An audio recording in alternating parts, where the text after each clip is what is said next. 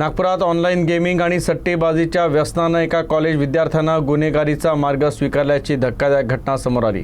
Railway स्थानकावर उभ्या असलेल्या गाड्यांमध्ये चोरी करणाऱ्या या आरोपीला अखेर पोलिसांनी ताब्यात घेतलं।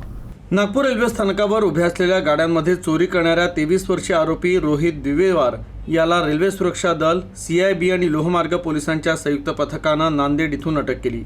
ही कारवाई बिकानेर एक्सप्रेसमध्ये झालेल्या मोठ्या चोरीच्या प्रकरणात करण्यात आली। या घटनेत एका महिला प्रवाशाची हँडबॅग चोरीला गेली होती। या बॅगमध्ये तब्बल 22,70,000 रुपयांचे दागिने होते। हा चोरटा महाविद्यालयीन विद्यार्थी असून ऑनलाईन गेमिंग आणि सट्टेबाजीच्या व्यसनामुळे चोरीचा मार्ग स्वीकारला होता।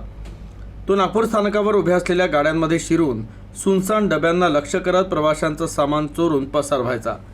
धक्कादायक बाब म्हणजे चोरी केल्यानंतर तो रॅपिडो बाईक सेवेद्वारे तत्काळ घटनास्थळावरून पळ काढायचा। सलग 7 दिवसांचा तपास, CCTV फुटेज आणि मोबाईल ट्रेसिंगच्या आधारे पोलिसांनी आरोपीला नांदेड इथून अटक केली। सध्या आरोपीला न्यायालयात हजर करून 11 एप्रिलपर्यंत पोलीस कोठडीत ठेवण्यात आला आहे। आरोपीनं यापूर्वी देखील अशाच प्रकारे अनेक चोऱ्या केल्याचा पोलिसांना संशय आहे। तर या प्रकरणाचा तपास सुरू असून आणखी धक्कादायक खुलासे होण्याची शक्यता आहे।